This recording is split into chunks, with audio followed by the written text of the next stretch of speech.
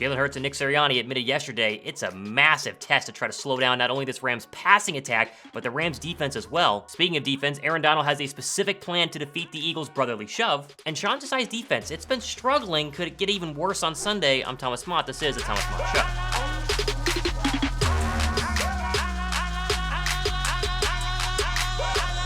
Now, we're a little over a day away from Eagles and Rams, but the nostalgia on my Twitter timeline is crazy. How many times have I seen the Carson Wentz injury back in 2017, the last time Philadelphia was on the road taking on the LA Rams? And while this football team is completely different from the 2017 football team for both the Rams and the Philadelphia Eagles, you can't help but wonder how would history have been different if Carson Wentz hadn't torn his ACL, he had stayed healthy, gone on to win a Super Bowl. Who knows who'd be the quarterback right now? Either way, the Rams-Eagle matchups have always been good historically the past couple of seasons, whether Nick Foles is the quarterback or I guess now Jalen Hurts. I'm excited to see what this Eagle team can look like and do against, again, a good Rams team on Sunday. My show yesterday had an injury update, but we didn't get the Sidney Brown information until later on in the day, and it's officially official. He's out, which is weird because he was seen at practice, as you see right here, with his helmet on, with his pads on, and practicing with the rest of the team. However, the official injury report says he will not play with a hamstring injury. Fletcher Cox obviously out with that back, no Cam Jurgens, and no defensive tackle Marlon with the triceps as well.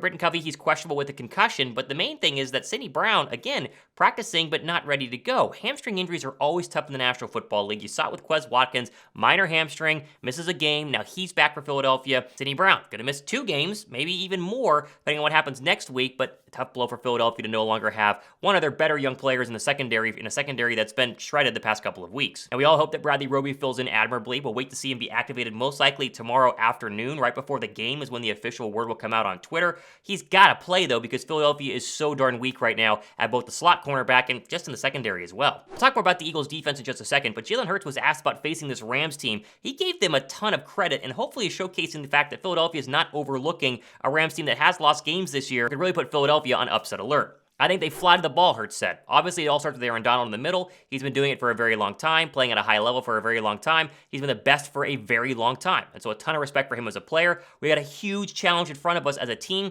dealing with their offense and special teams and defense. We got to go out there and execute and control what we can with it, end quote. Now, when you think about the Rams defense, you think Aaron Donald, but you can't really name another Rams defensive player. Try and do it right now. Can you name one? I can, but they've still done a very good job. Think back to the 49er game where they gave Brock Purdy and Kyle Shanahan's vaunted 49er offense all it could handle till late in that game. They lost, but still an indication that even though you can't name the Bobby Wagners or Jalen Ramseys of the world, they still are a pesky defense that the Eagle offense is going to need to score often and score early on in order to build up a lead in case the Eagle defense were to struggle. Speaking of Aaron Donald, he inevitably was asked about the Eagles' tush push or brotherly shove, and he had an answer. He thinks he knows how to defeat it. Listen to this, quote, "It all starts from the center, Jason Kelce. If you can get under his pads and pop him up, and then the guys crowd the ball, you can stop it, but it's definitely tough," end quote. Now, he's not wrong about this. This is technically how you do stop the brotherly shove, if you can get under the Eagle diving offensive linemen, but they're diving at your legs. It's a lot harder to get underneath and drive them up than you'd actually think.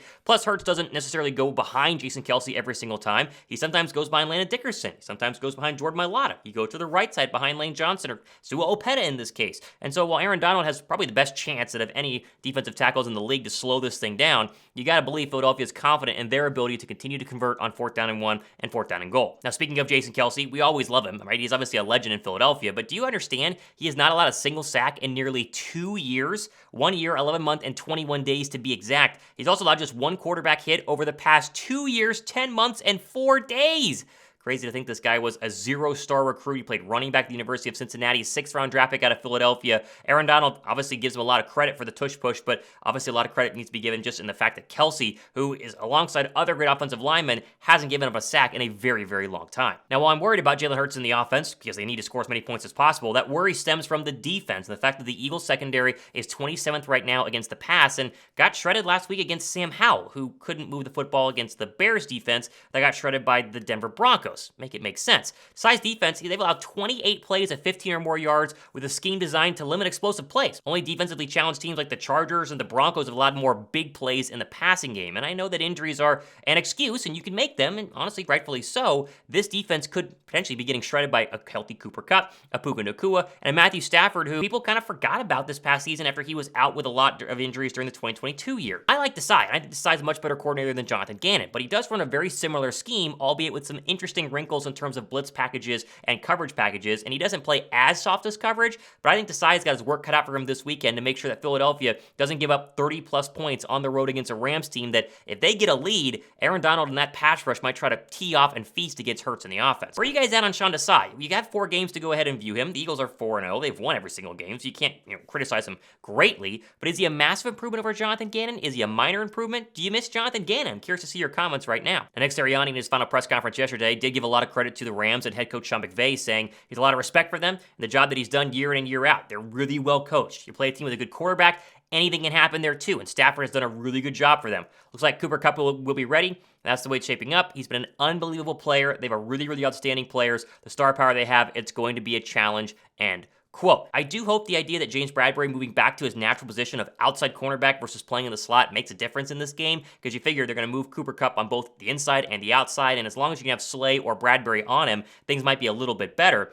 But this is a football team that has a true number 2 in Puka Nacua. We keep waiting for him to have kind of a down game or look more human in his rookie season, which is record-setting, by the way. I don't expect it to happen. I think Philadelphia's corners have their work cut out for them. I'm glad Justin Evans is back for Philadelphia. I hope he can make a big difference. And I'm fascinated to see what Bradley Roby is able to do after, 4, 5 days of practice after not being on a team for the last month. Can he make a difference? It'll be determined tomorrow. Philadelphia's 4.5-point favorites. If you want to jump on that deal with our friends at BetMGM, they have a first bet offer right now where they give you $1,500 paid back in bonus bets if you don't win. So it's almost like free money right now if you go ahead and place the bet. Making sure it's legal in your state, but BetMGM link helps the channel out, gives you a crazy good paid back bonus and bonus bets if you don't win on Sunday. One final interesting roster move that took place the other day is Philadelphia worked out a running back, and the running back was Lou Nichols. And you might not know who Lou Nichols is, but the fact the Eagles worked out a running back in general to come join the practice squad, it's a little strange. And Nichols was a 237th overall pick in 2023, coming out of Central Michigan. He did lead the FBS in rushing yards with 1,841. He had 10 100-yard rushing games,